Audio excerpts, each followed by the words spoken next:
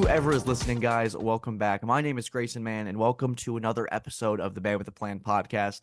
So I've been doing this every time we bring on a guest for the last couple of weeks, but I promised, I think back in the middle of January, that we had just this string of guests I was so excited about.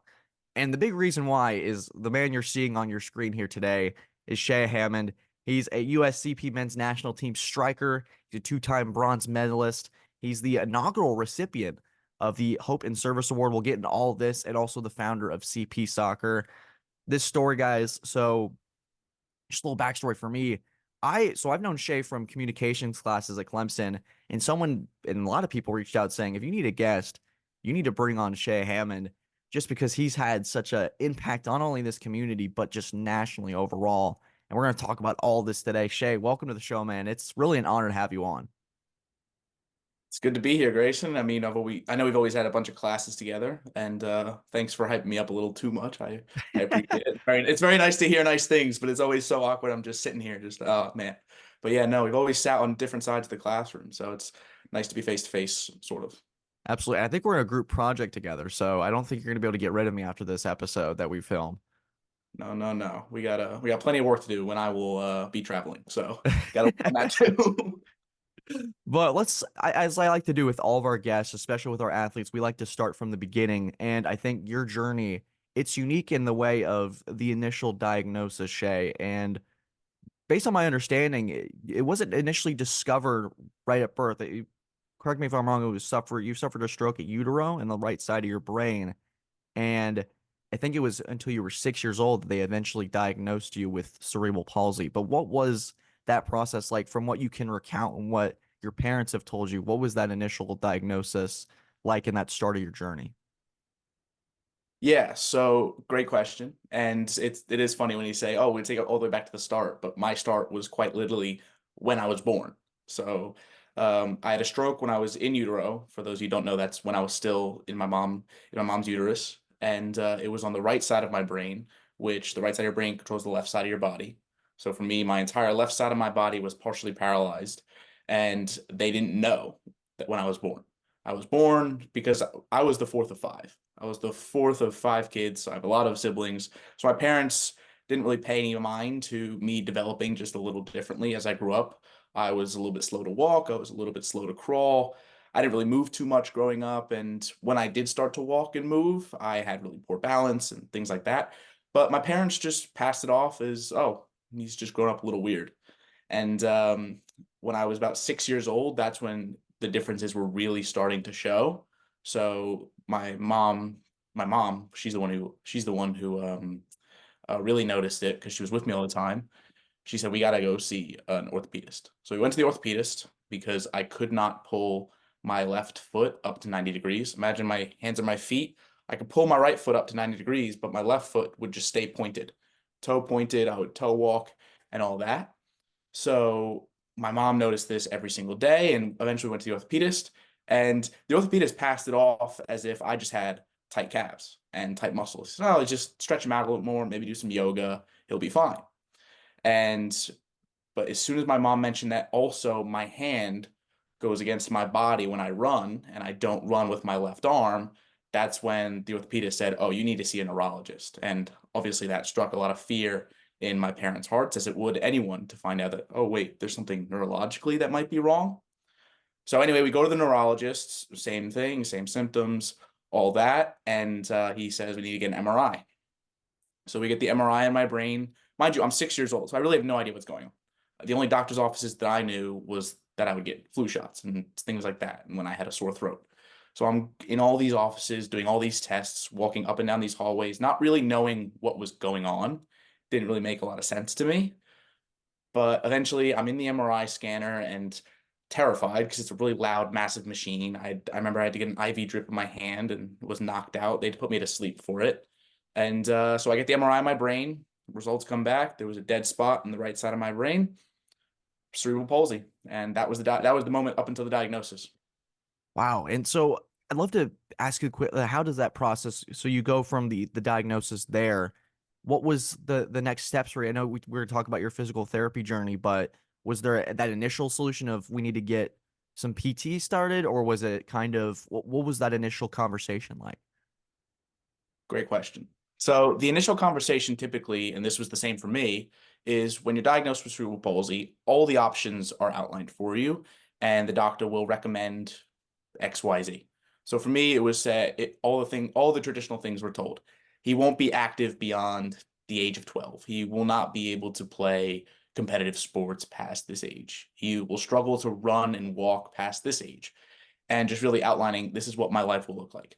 And there's no cure for cerebral palsy. So the only things that you can do to better your situation. And they outline all the different treatments. So there's surgeries, there's 5, 6, 7, 8 different surgeries that you can get. There's Botox that you can get, physical therapy. They encourage you to stay as active as you can, but unfortunately, there's only so many options available for staying active outside of PT for kids with cerebral palsy. So my parents took all the options that were presented and they said, well, surgery? No, no, we're not going to cut open our 6-year-old and have them manually extend the calves and tendons because that's what they do. For the surgeries, they cut your calf open, they manually extend the muscle, or same thing with your Achilles. So if your Achilles tendon is too tight, they'll cut your Achilles, they'll manually extend it, or they'll take another tendon from another part of the body and they'll extend it.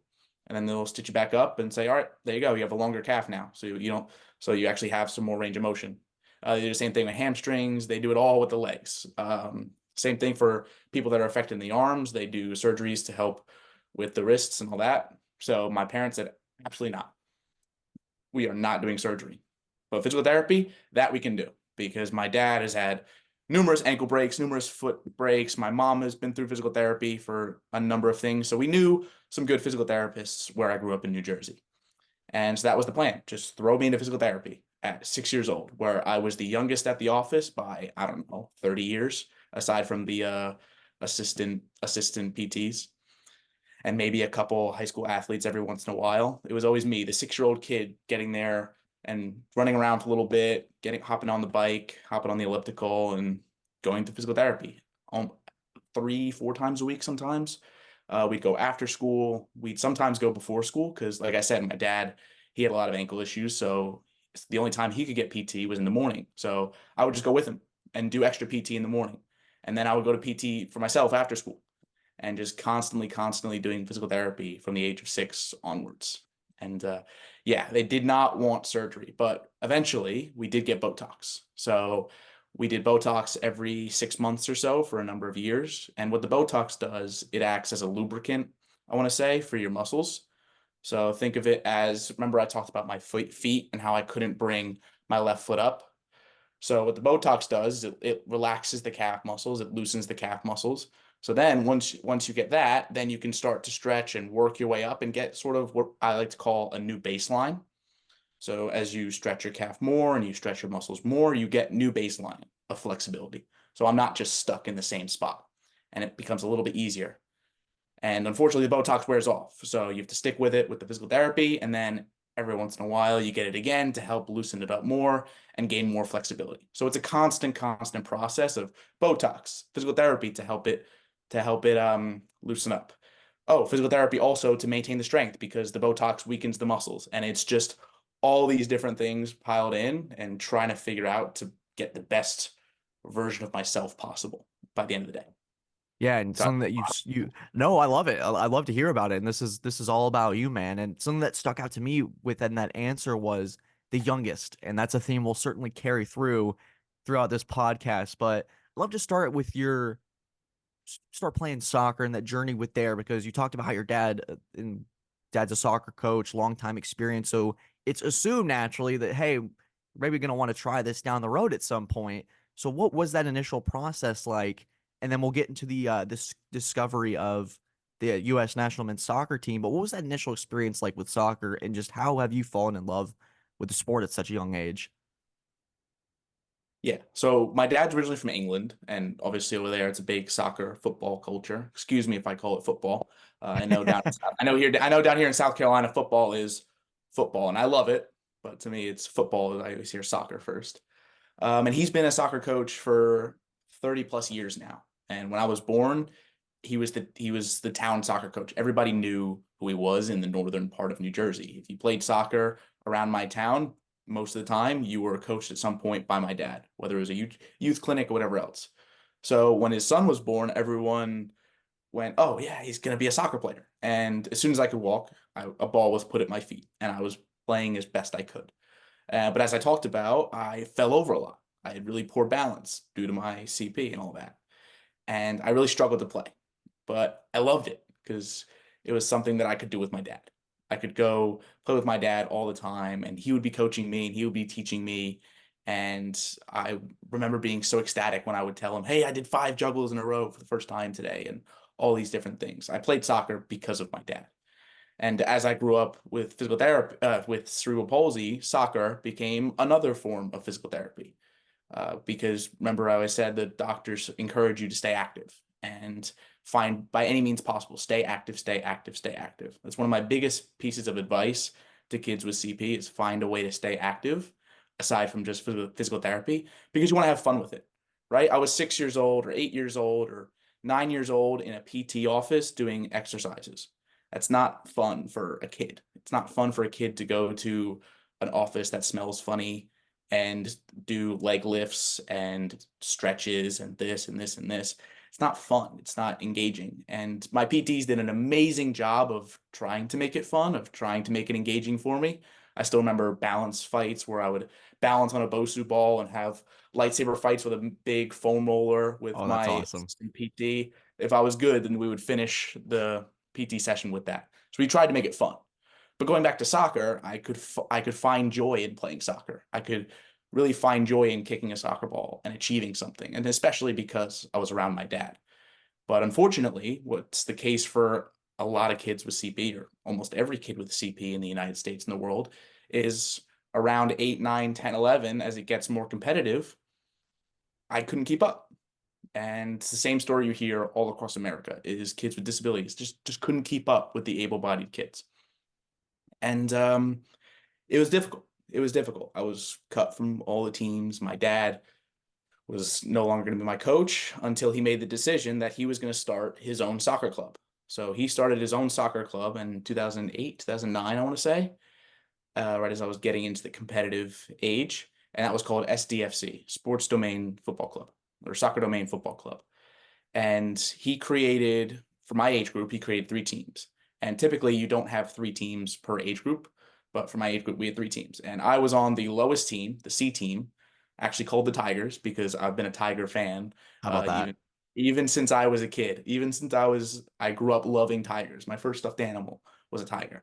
My first club soccer team was the C team, the Tigers.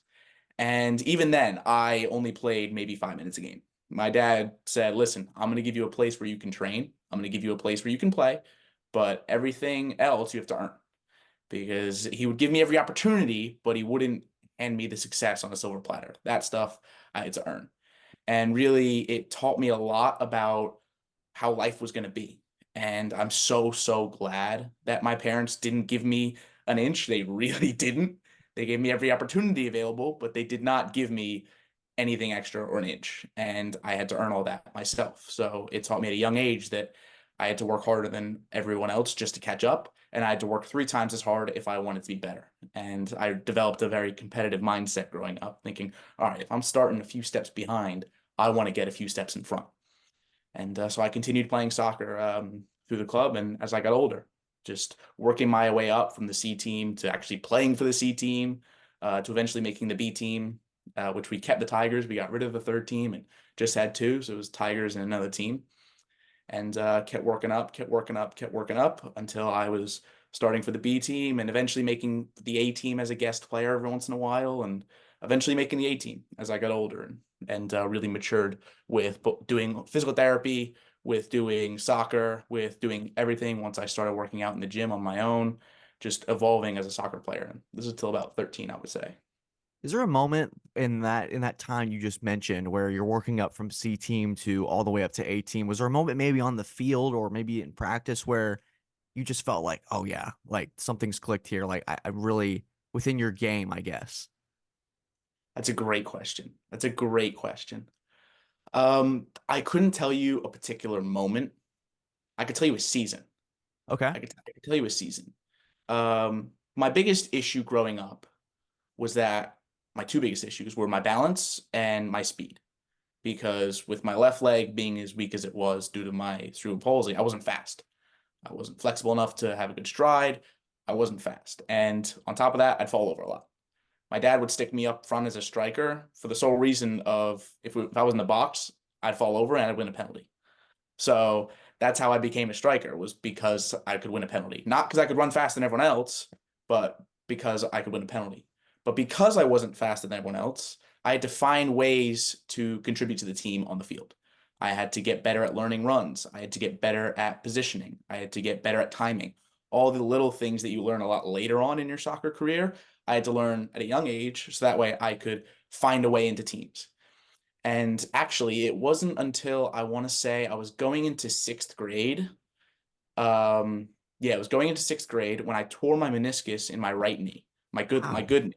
I tore my medial meniscus in my right knee. Just overuse because I'm overcompensating and putting a lot more stress on my right leg than I was my left due to my disability. My right knee eventually gave out, and I tore meniscus. I had surgery on it, had it repaired, and I had to go through a lengthy recovery process. But my parents, the first question they asked was, is this going to help his left leg? Because I had to only focus on my left leg on crutches and all that other stuff. And in all honesty, it did. It really, really did. Because when I went to physical therapy now, I was going for both my left and my right leg. And this is when I started working out at a fitness complex called Parabolic up in New Jersey, just doing not heavy weightlifting or anything like that, but just movement stuff. So I was doing physical therapy and on both legs, and I was getting stronger. I was getting stronger. I was hitting a growth spurt at that time. And coming back from that surgery and coming back from that recovery, I found myself a lot more mobile. Now, I'm not recommending people go tear or hurt your good leg just so your CP leg or your bad leg gets better, but it helped me in an unfathomable way, an unfathomable way. It was incredible. Just coming back, I was like, oh, wait, I can actually move a little bit better now, because for months I was working on my left leg 4 times as much. I had always grown up having to do more on my left side just for it to try to catch up to my right. But now, with me unable to use my right at all, I was doing, gosh, 4 or 5 times the amount on my left leg, and it really progressed in a great way. So I would say that season coming back, I was finally able to really compete and contribute to the team. Wow. I mean, sometimes it's the things you never expect to be the most significant that end up helping the most. That's at 12 too. That kind of surgery. Wow. Yeah, I was going into sixth grade, so I was probably about 11, 12, something like that. Goodness. I think I've had a couple arm breaks from at 12, but I can't imagine something in the knee Oh yeah. but let's talk about that momentum that you start to gather from the recovery from the knee injury and how it played a role in helping you out. And then here comes the U.S. men's national team. And something you guys need to know about Shea, he's the youngest player. And we'll get into that theme of youngest ever to do this, do that. I mean, Shea, it's incredible, man. But let's talk about that initial discovery. What was the process that played into that? And then talk to me about the first couple of weeks on the team and just that kind of feeling of this. You're 13 and they're like, hey, we're gonna fly you out here to XYZ. We're gonna get you starting the ball rolling, I guess. Yeah. So the process of me joining the US team was longer than just a few weeks. It was years for me to actually make the team. Uh, but first I had to discover what the team was. And really, again, I'm giving credit to my mom. My mom found the team first. My dad was close behind.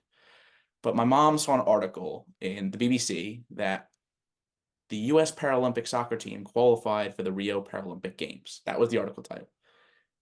And she saw that only because she was looking at the scores for the Women's World Cup, which was happening simultaneously. So while the Women's World Cup was happening, the Paralympic soccer qualifiers for Rio, which may have been the World Championships that year, were happening, and the U.S. had qualified. So my mom goes, "Oh, what's this U.S. Paralympic soccer team?"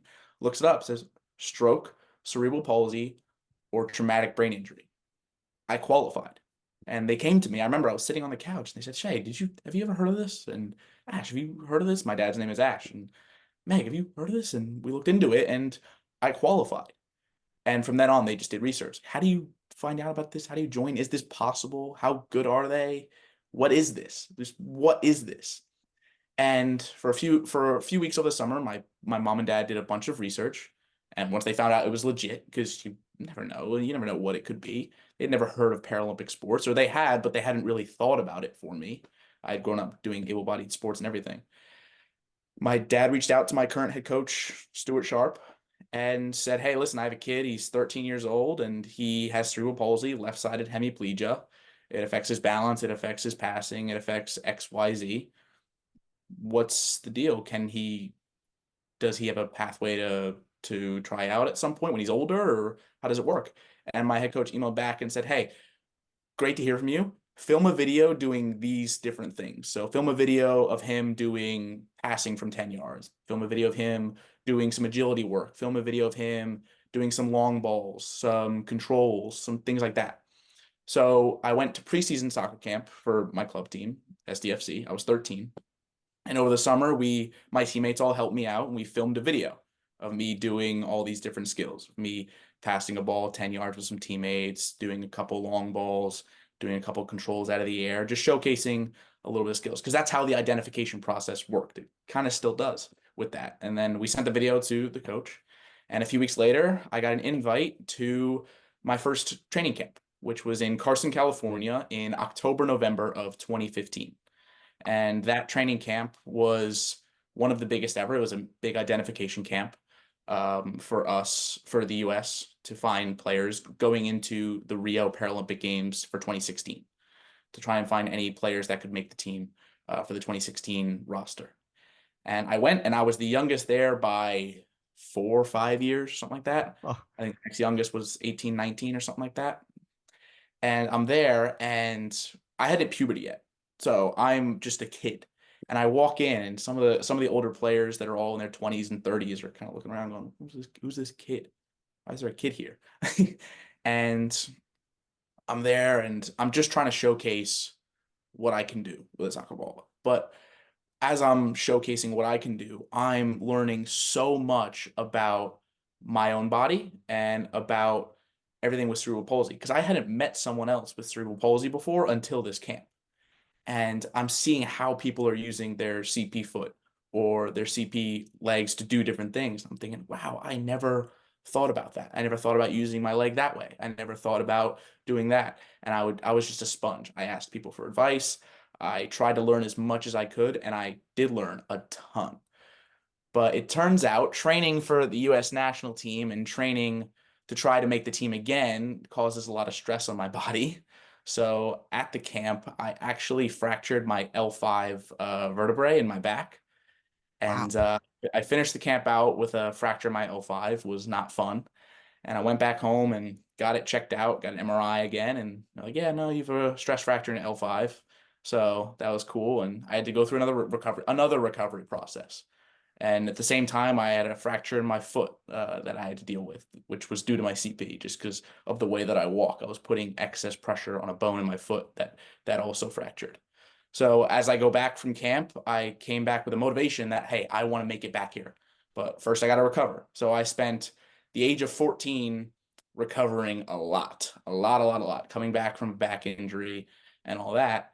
And I was also going into high school. So I was starting my high school season, my high school career, I guess, and getting ready to try to make it back to the national team. Because at the end of that camp, I sat down with my coach, Coach Sharp, and he said, "Listen, Jay, you're 13. You're not making the Paralympics. That's not happening. You're not going to play for a while. But we want you to stick with it. Find any way to keep playing. Find any way to keep training, because in the future, you show a lot of capability for being able to play for this team. You show a lot of things that we like, and you show a lot of things that will help us in the future. Just, you're 13.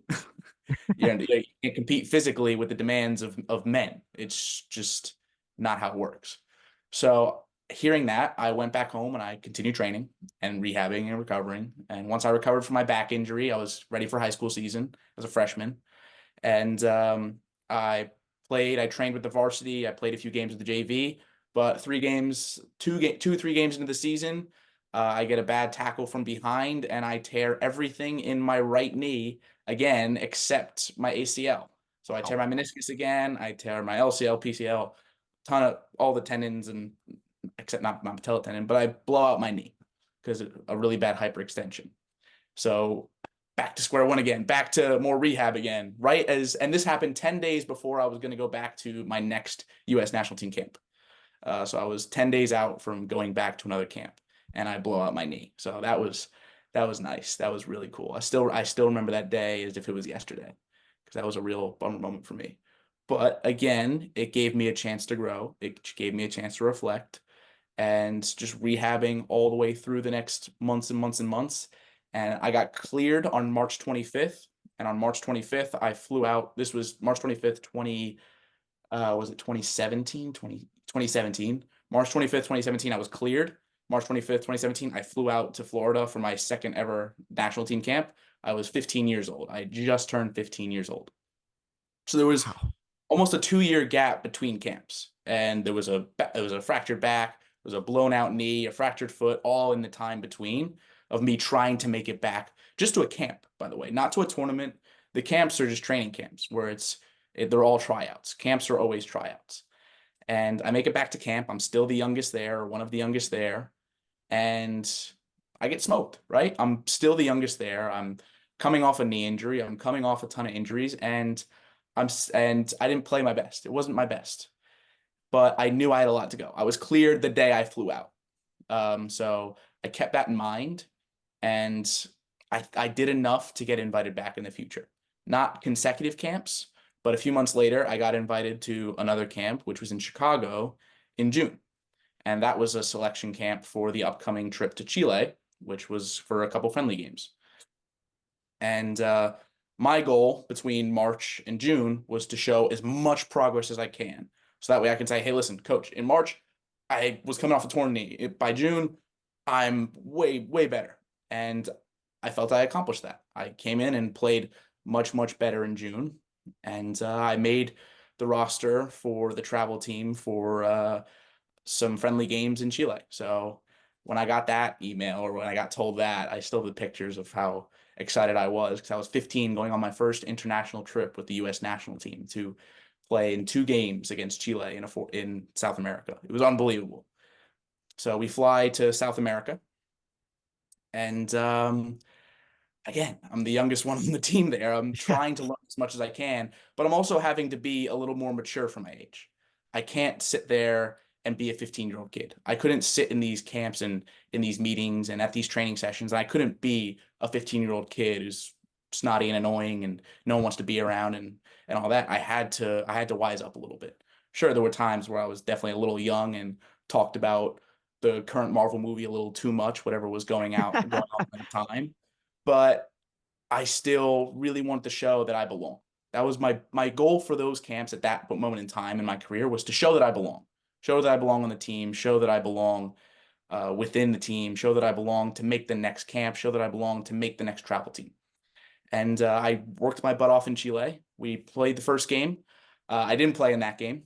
I was sat on the bench the whole time. We won that game 6-0.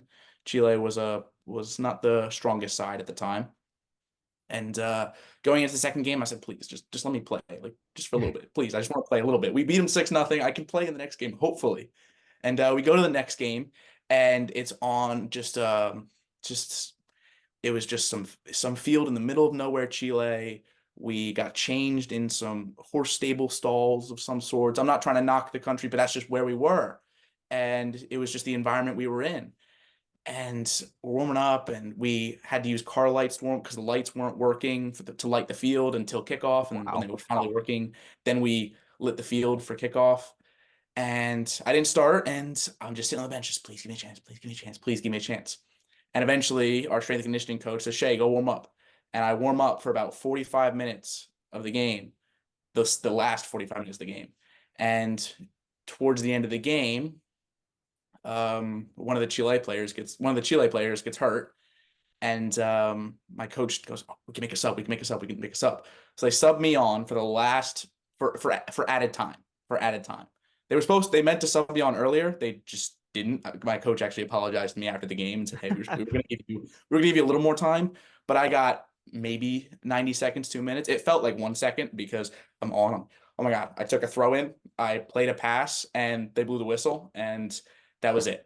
But it was my first cap. It counts as a cap. We get one of these banners anytime we have an international trip. This one is from a camp, but I have just so many in my drawers. This one is from a trip to England. Just each one commemorates an international trip. And for me, that was my first cap. I had a cap for the United States of America. That was June in 2017. So That's incredible. long period of time. Yeah, but so I would love to just quick question for before we move on to 2017 is the start of the foundation CP soccer, but I'd love to ask you in between the first camp that you went to and then taking those first steps and those first seconds on the field and your first ever game for the US men's national team, all the adversity that you've laid out for our audience, was there ever a moment of doubt or ever a moment of just like reflection where you sit there, man? Maybe it was after and it's I can't believe that I overcame all this, or was it in between then and now when you're looking back on it and go, I can't believe that meniscus for back injuries, another knee injury, fracturing your foot. Was there ever a moment where you're sitting there and you're just in awe of what you've been able to accomplish? I wouldn't say, good question. I wouldn't say I was in awe. I would think there was the moments of doubt, absolutely. I mean, I have to really think about them because they get outweighed by everything else. Right. But at the time, they were 100% there. They've been there every single year of my career of just like, oh man, can I keep going through this pain? Can I keep going through these injuries? Because one thing with cerebral palsy, it doesn't go away. It gets a little easier at times, but really it's just managing pain constantly because you're managing your muscles being tight at all times. You're managing your muscles not moving the way you want them to at all times. You're trying to ease your life in some way, shape, or form. And there was times where I'm just like, why me? 10 days before camp, I blow out my knee again. I'm thinking during the times where my back was fractured, where I wasn't allowed to do anything but walk, just thinking, oh my gosh, I just want to kick a ball right now.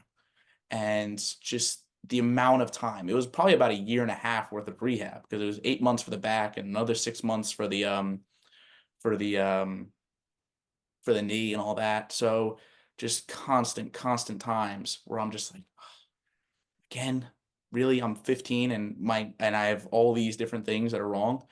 But it also taught me a lot about what I needed to do to avoid that again. It was just, all right, I want to make sure this doesn't happen again, where I don't want to miss another extended period of time. And just working on, all right, once I get through this PT, then keep doing that same PT, train as if you're injured, so that way you avoid the injury altogether again. And thankfully, I've not injured my knee too severely again since then. And just it really, really taught me a lot about how to take care of my body. But when it comes to moments of doubt, yeah, they've been there always, always, always, always. Just thinking, wow, can I really do this? Yeah, so let's I mean just I gotta like take a second for myself and be like, wow, this is what we brought you on for. It's incredible. But let's talk about your foundation in CP soccer. And so we talk about your first experiences with the US men's national team. And in that same year, you begin something that's not only grown exponentially in 2024, but and we'll have it linked in the description, guys. You'll be able to check out the website. There's an opportunity to donate if you wish. It's a really phenomenal thing, and I'd love to hear just how that got started and how it's grown from here on out. Yeah. So as I joined the U.S. national team, my dad is my biggest supporter, my biggest fan. So is the rest of my family, but my dad particularly. My dad would write stories about my journey and things like that. And he wrote a story for a website called Chasa about my first camp. And a man named Eli Hallowell read it, read my dad's story. It was called The One Arm Goalkeeper because one of our goalkeepers, his arm is severely impacted, not amputated, but severely impacted. So I talked about how there was a goalkeeper who only used one arm. His name's Keith Johnson, legend of the game. And man, Eli read it because he had a son named Eli. Sorry, Eli has a son named Levi. Sorry, they made it so easy for me. Oh, goodness. And Levi was going through the same thing that I went through when I was 8, 9, 10. Levi was playing soccer, but he was approaching the age of when it gets more competitive. And all of his clubs were saying he won't be able to play much as he gets older. And Eli wanted to find a way to keep him involved in sports, keep him involved in playing. So he reached out to my dad and said, hey, you have all the knowledge in the world about starting a soccer club. What if we started a soccer club for kids with CP? So he invited my dad and I to New York City. We went to New York City, we met up, had breakfast, and we talked. The four of us all sat and talked about what hasn't existed for kids with CP, right? The sole opportunity for them to play. And we talked about creating it because Eli's a brilliant businessman, but he didn't know too much about soccer. That's where we came in. So we started a soccer club for kids with cerebral palsy, stroke, TBI, anywhere in the tri-state area to come play for free. And we started doing marketing and started sending it out. And we started with a small cohort of 5, 6, 7, 8 kids, I want to say, for the first session in New Jersey. And it was amazing. We met for the first time in April 2017. And I can't remember when our first practice was. I'd have to find that date.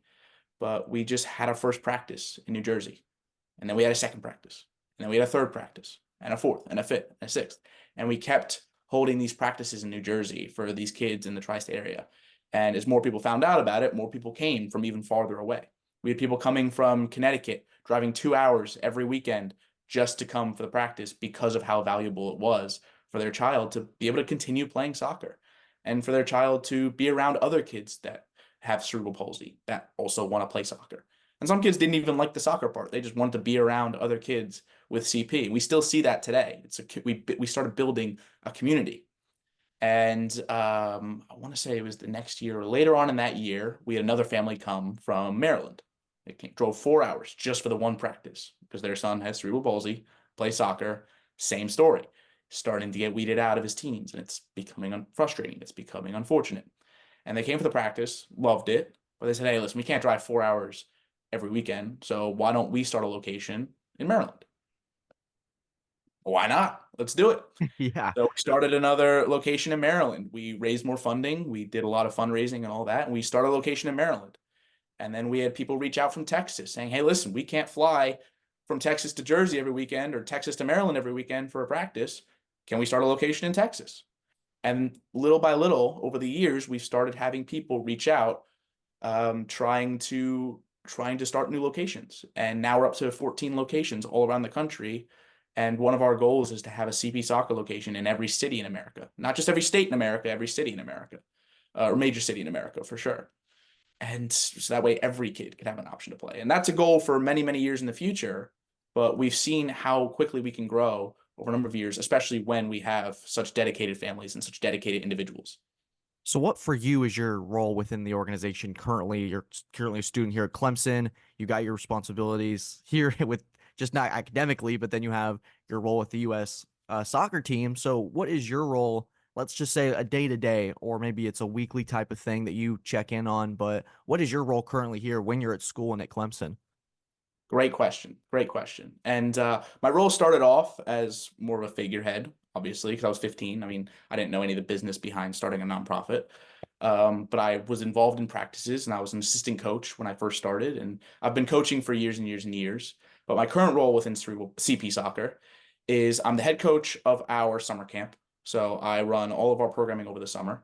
I am our lead ambassador. So anytime we start a new location, I fly out to that location and I run the first practice. So that way we can show, hey, listen, this is how we do it, right? This is how we do a CP soccer session. Because a lot of coaches have never coached an athlete with a disability before. So we always like to incorporate aspects of physical therapy into our warm-up. We like to incorporate as many touches on the ball as we can. But we also need to challenge our players and say, hey, listen, we're not going to baby you because otherwise you're not going to get anything out of this. That's part of my role as well. I also keep track and record data from all of our attendance across all of our locations. So I have to I have to email our managers and directors and founders from each location all around the country, making sure that their numbers are up to date for how many kids are at each practice and how long the practice is.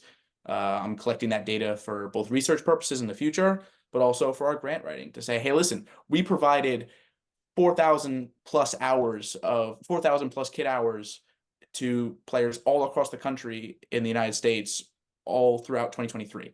That's more than there ever was before. And in 2024, we're going to double that, right? We're going to get 10,000 hours and just keep adding on and adding on and adding on the amount of hours that we provide. So my responsibility is keeping track of our attendance across the entire location. I'm I have a lot of different responsibilities I have to check in on. I'm, again, also in charge of quality control. So making sure, again, that our practices are up to standard, right? We don't want kids just standing around not having a good time. We want our players to have a good time. And I actually have a meeting tonight with my dad and Eli, our founders meeting, just to figure out where we're going again throughout 2023. And I help my dad with our U21 program. So I help my dad with roster selection and travel teams and things like that. I helped coordinate our 2023 senior camp back here. We held it here in Clemson.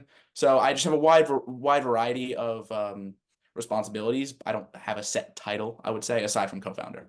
It's just, hey, Eli texts me, hey, Shea, can you get this done? Done. I'll do it. I'll have it due by next week.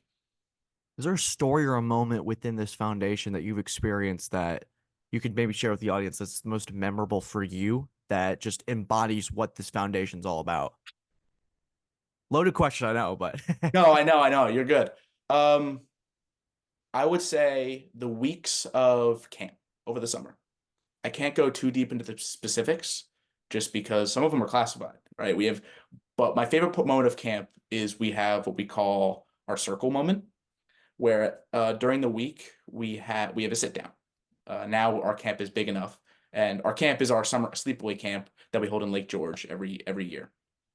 And during the week, towards the end of the week, we have a sit down, and all the campers. Now we do a senior one and a junior one, but all the campers sit down, and we just let an open forum to share what it's like to live with cerebral palsy, what it's like to play soccer with cerebral palsy, what it's like to do anything. It's just an open place just to share, right? We call it our share circle. Because it's not very often that we're around people that just get it. They just get it. They get what it's like to wake up and you're sore. They get what it's like to wake up and your muscles are extra tight. They get what it's like to struggle with cerebral palsy. Everyone just gets it. And it's so rare. It's so valuable. So I would say the weeks of camp where you experience it all week throughout just seeing kids helping each other tie their shoes, kids saying, hey, listen, I do things this way. Maybe this will be a little bit easier if you do it this way. Or I play video games with my feet. Check it out. And then you check it out. wow. Like, what? It's just all the different wild things that you see at our summer camp is by far and away my favorite part. It's my favorite week of the year, by far, by far, by far, by far. But I can't share the specifics of camp because sorry, not of camp, of the circle because we keep that confidential. Yeah, what But happens in the circle stays but in the it's always circle. impactful. It's Yeah, always impactful. Sure. absolutely. Video games with your feet. Love to sit down with Oh that yeah. person and hear about Oh yeah. that story right there. He'll be at But Clemson in the fall. He'll be at Clemson in the fall. oh, awesome. That's Yeah. awesome. He's one of So our serving players. awesome. Speaking of Clemson, something that obviously you talk about the Tigers, your first stuffed animal is a tiger, but I love asking this question is the why Clemson? And you're the first, I believe, Paralympic athlete to it's either the program that was started here at Clemson, you can correct me if I'm wrong here, but what led you to Tigertown? What led you to Clemson? From Jersey? I know there's a big migration of Jersey kids coming to Clemson and you're part of that group, but what struck out to you that made Clemson home for the next 4 years? Or this is your last year for senior year at Clemson, so what made it home for the 4 years you've been here? Yeah. So I back in 2016, we we back in 2016, a program was started through the Parks, Recreation, and Tourism Department called the Clemson Paralympic Soccer Team, the Clemson Paralympic Soccer Program. And it was designed as a residential training program for athletes with cerebral palsy, stroke, or TBI to make the national team. Because as we talked about, there was no feeder system to the national team. CP soccer became that at the youth level, but there was no medium between the youth level to the national team, right? And there was no college programs in the country that offered players the access to play soccer at a university. And it became a scholarship program as well. So you offered in-state tuition to athletes with cerebral palsy to come to Clemson to train with the aspirations to play for the national team or to have a place where you can continue to play. So that way, when you get called into national team camp, that you are both supported academically, because as you know, I travel a lot. So you're supported academically by talking with professors and talking with the university saying, hey, listen, this person has to miss this, this, and this. This is why it's okay. And supported financially, right? Because Clemson's can be expensive if you're an out of state student. So we pay an in-state tuition rate rather than out of state. So that's what the the program was back in 2016. Back then, two graduate students who were my former teammates, or one's a former teammate, one's a current teammate, joined the program as graduate students, Drew Bremer and Tyler Bennett. And they they each got a graduate degree from it. Well, they continued to train here at Clemson. They trained together here at Clemson. There was only two of them. And they trained at Clemson and continued to play with the national team while earning a graduate degree. For me, I was the first ever undergraduate student to receive the scholarship and be a part of the program. The only thing was I joined in 2020 when there was a middle of a pandemic. So I had to train on my own. I was by myself. I was the only person from my age group to be admitted into Clemson. And for the year of 2020, there was nothing going on with the US because we were on pause until 2022. So it was just trying to stay fit, trying to keep the motivation of being a national team player once everything resumes, just making the national team once we get started up again. And I was training on my own, but I was very well supported by the people here at Clemson, by Dr. Banning as well in the PRTM department. And the program allowed me to get a degree at a university, at a great university. So I came here because of the scholarship opportunity and because of the soccer team, but I fell in love with the university itself and everything that it has to offer. I mean, my first visit was actually back in 2016, and I came for the Clemson Citadel game, which was the military appreciation game for that year, the Purple Out, and that was my first ever Clemson football game back in 2016, and we won by, I want to say 60, so that was fun to experience. And from then on, I was like, all right, yeah, this place will be my home. So all throughout high school, I didn't wear any Clemson stuff throughout high school until I got admitted. I made that a rule, at least in senior year. I said, I'm not wearing anything Clemson until I get admitted. I kept the hoodie in my closet. And I said, I'm not wearing this until I get that letter that says I'm in. So and I got admitted on the day of the national championship against LSU. So not the best day to be the Clemson Tiger, but it was still great. It was still great. But yeah, now we currently at the program, now we have 7 players or 6 players. I want to say, yeah, we had 7 last year, but then he graduated the master's program. So now we have a bunch of players, all younger than me, that we had practiced this morning. So we train Monday, Wednesday, Friday. The men's and women's soccer team are very gracious in letting us use their facilities in the mornings before their training. So I cannot thank them enough. And the university has really supported us in a way where we can excel as athletes with disabilities. Absolutely there. And I think you picked a pretty good year to start going to Clemson football games, 2016. That's a pretty common good time here at Clemson. But Yeah. I'd love to shift to your experiences with the U.S. men's national soccer team and the bronze medal experiences. And I know in 2019, compared to 2023, in terms of playing time, it's vastly different. But I'd love to hear just your experiences from both and just scoring that first goal, contributing to that bronze medal, just the experience. That's like I'm talking about 60 different questions here, but let's You're just good. hear about them both and what you took away from them. Yeah. So where I left off in my national team journey was making the Chile squad and playing my first game. But so much has happened since then.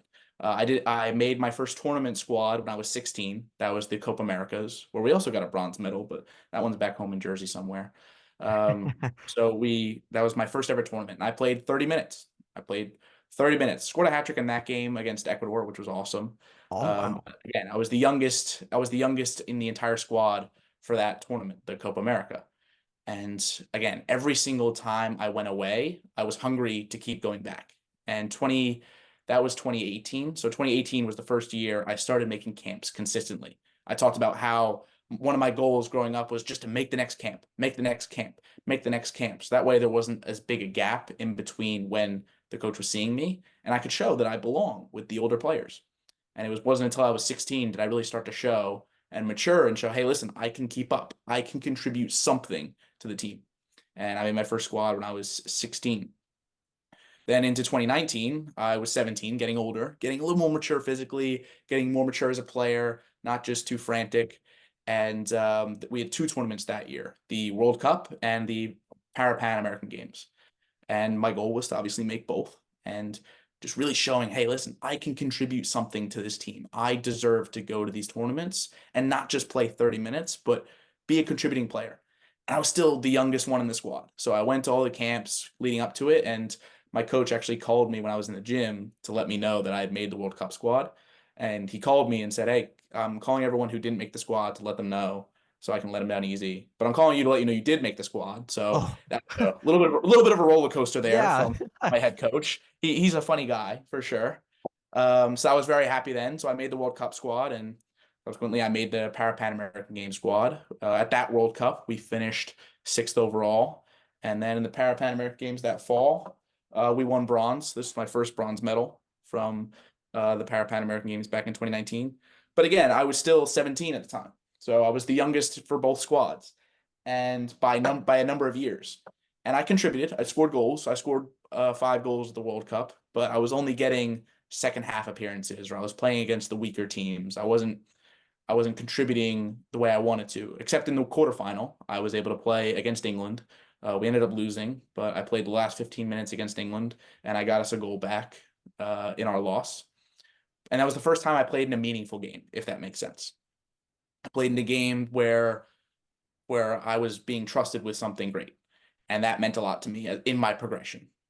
And then going into the Pan American Games, I didn't have my best tournament. I was coming off a little bit of an ankle injury, nothing too crazy, and didn't play the best. And I didn't play that much. Again, I was playing in the second half. I was making appearances, I was getting caps, but I really wanted to contribute to the team as best I could. And that was the end of 2019. So 2020, I'll go, all right, I'm going to be a real contributing member to the team. I'm going to start some more games. I'm going to start some meaningful games, and COVID and Yeah. COVID and COVID. So we get shut down. We got one camp in February, and then the world shut down in March. So we spent 2020 really just training on our own. Thankfully, my dad's business is that he owns an indoor soccer facility in New Jersey. So that's where we went every single day, just my family and I. We went from house to facility. So I actually got to go somewhere during the months of COVID. But COVID allowed me to really pursue CP soccer at a length that we never did. But I'll hopefully get back to that a little bit later. But going back into the national team career, we go into 2022 was when we finally resumed play at the World Cup. We had a World Cup in 2022, and I'm feeling ready. I'm turning 20 years old. I'm physically ready. I'm ready to contribute, and I'm playing really well in camp. I'm scoring a lot of goals. I'm really stepping into the team and putting my name out there. I'm saying, hey, listen, I want to be a starting player moving forward. And or at least at times, I want to be a rotational player. I want to not just be the young kid that we play to get him some experience. I want to be a real contributing player to the national team. And unfortunately, in a trip to England that year in March, I slipped on some muddy grass because it was a pouring rain day, and England gave us a terrible field to play on. I tore my right hamstring. Sorry, no, I tore my left hamstring. And that really screwed me up for the rest of the year. Played in the 2 games that we had in England, played against England and Scotland, scored against Scotland, played on a torn left hamstring. So Wow. this was in March, and our World Cup was in June of that year. So I had a few months to try and get right. So I'm just trying to rehab while staying fit and training and getting ready for the World Cup and going to camps, going to the camp that we had before, going to the World Cup, just about healing my left leg. So at the World Cup, my left hamstring was just about good enough to play on, and I was good to go for the World Cup. And I play against Australia, and I play against the Netherlands in the quarterfinal, and we finally got over that hump of the quarterfinal. We beat the Netherlands 3-0.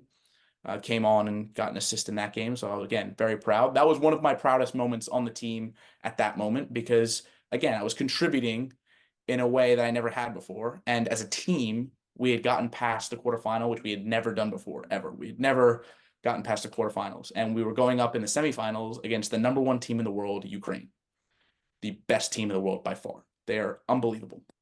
So going into that game, I had to be at my best and be ready. And as I'm sitting in the team meeting before, my name's on the starting lineup, and I had to keep my cool. But I was starting in the World Cup semifinal against Ukraine, the best team in the world. And my coach trusted me enough, and I wanted to repay him.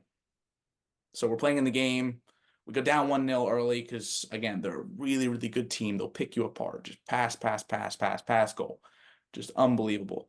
And then I get a breakaway about 15, 20 minutes in, and I'm in on goal.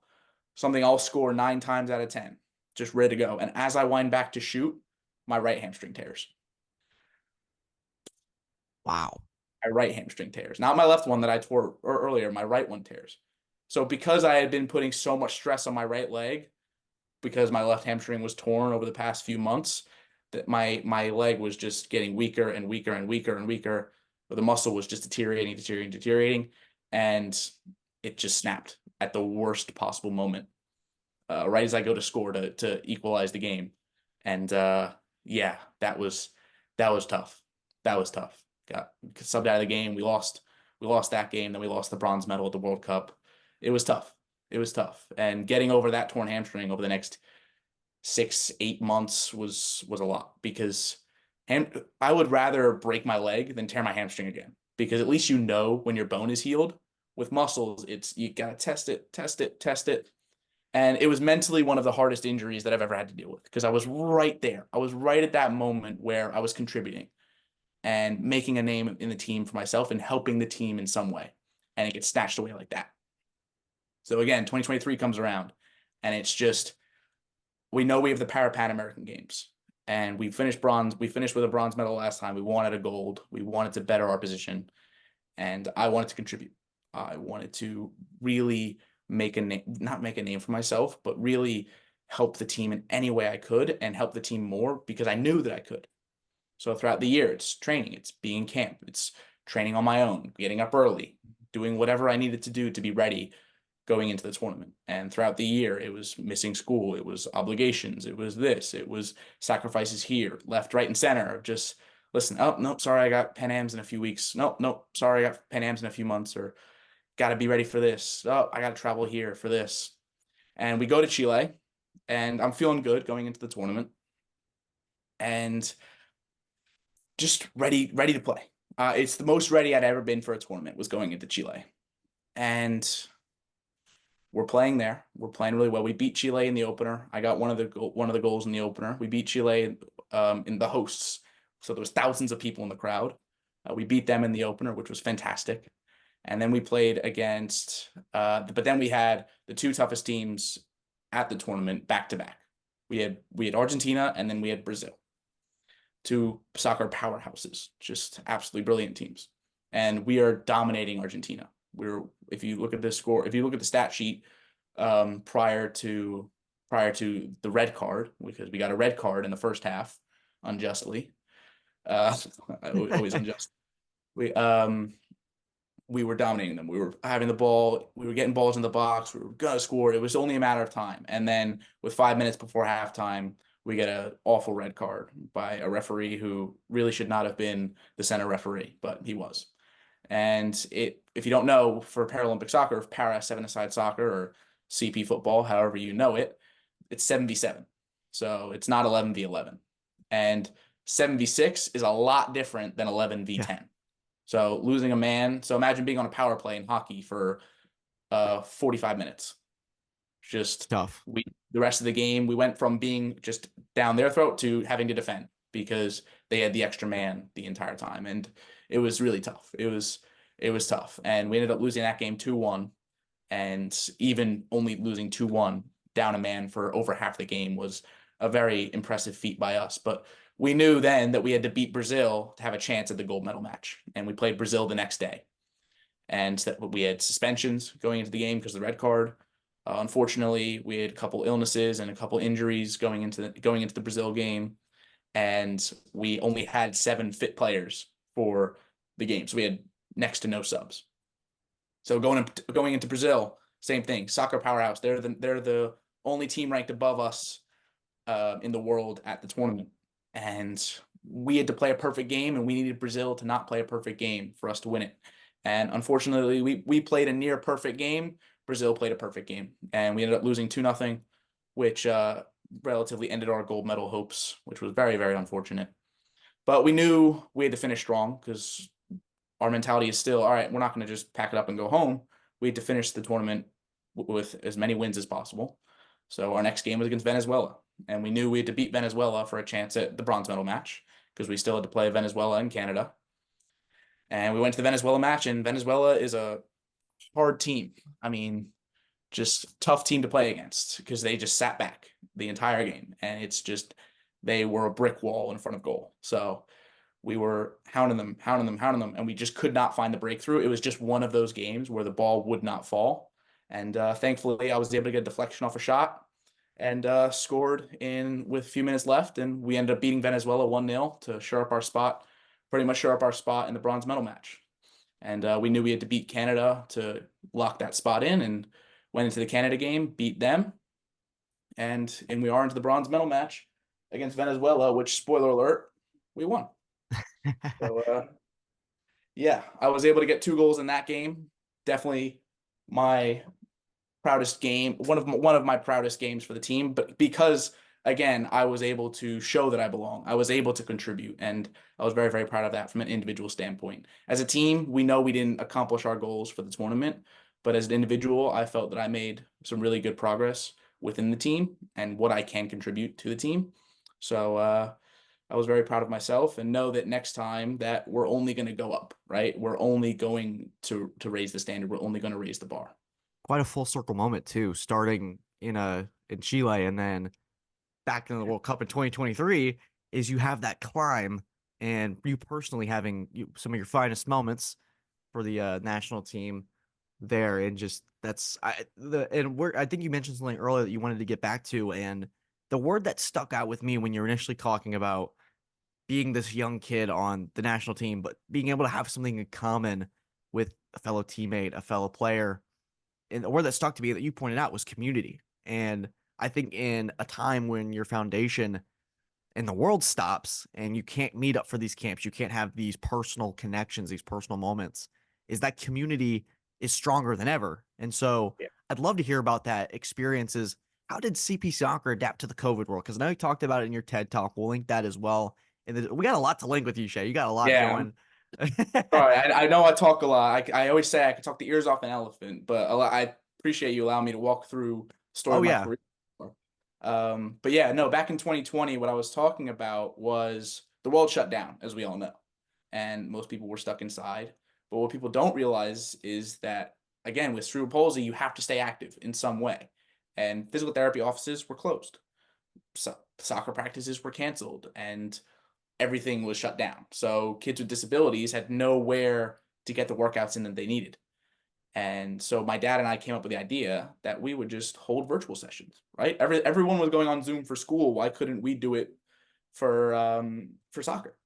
So thankfully my dad has his facility. So we set up the field with all different stations and things like that. And we started from 3 to 4 every single day.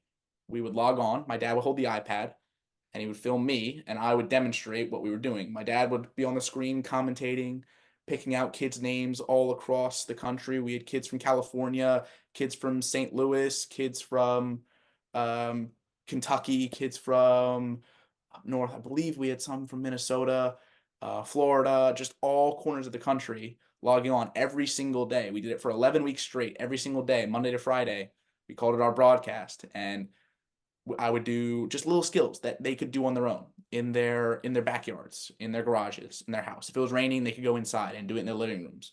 We broke plenty of plates and iPads and had a couple dogs complain they got hit with a soccer ball. No animal abuse, don't worry about that. It was just just the dogs would play along sometimes. That was always fun. And the parents, they were willing to pay for the plates that we broke because kids would knock stuff over. But what really happened was we gave the outlet for the kids to play that they didn't have.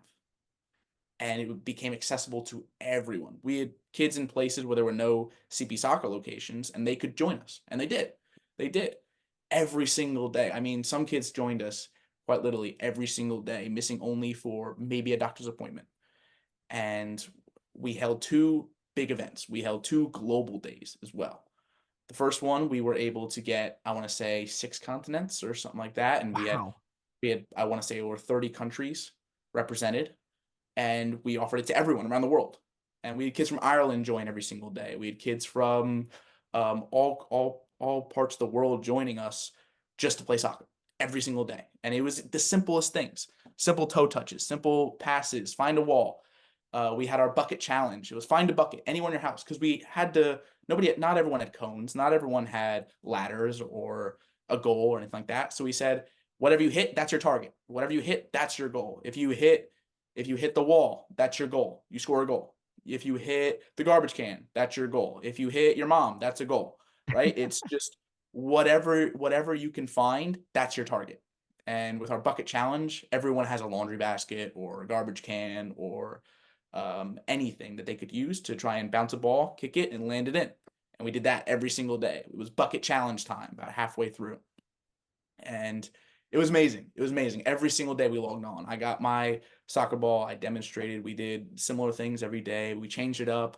We incorporated some PT. We incorporated this to give the kids just something to do, right? Just give them something to do and look forward to every single day. And it was spectacular. We only stopped it because I had to go away to college. And our second global day was even bigger. We did, gosh, I couldn't even tell you how many. I'd have to check the numbers to see how many people we had on that day, but it was a massive, massive broadcast, and it was awesome. It was awesome, awesome, awesome. So yeah, that's what we did throughout the months of 2020 to keep CP Soccer active, and it went really, really well. And something I'm most proud of in my life is what we were able to do during one of the hardest times for so many people.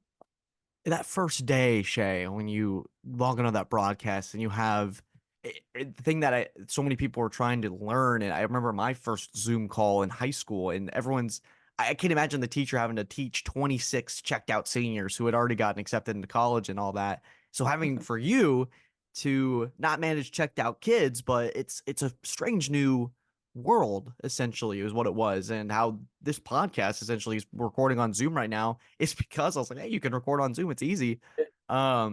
And so that first day, what was that first day like for you, where maybe feels a little unusual, like dribbling in front of a camera, but like just what was that process like? That's a great question because the first day was a lot different than the rest of the days. The first week or so was definitely just trial and error. Like, hey, does this work? Does this work? And then we found a routine where it was like, all right, we'll start with this area, then we'll move to this, and then we'll move here and do this, and we'll finish with shooting, scoring a goal, stuff like that. So we definitely found a routine. But that first day, it was just kind of, hey, come play soccer with Ash and Shea. That's what we labeled it as. We sent it out to everyone who we knew at CP Soccer or everyone who was on our mailing list and said, hey, this is something we're offering. Just come play soccer with us. All you need is a ball, and we'll hold practice.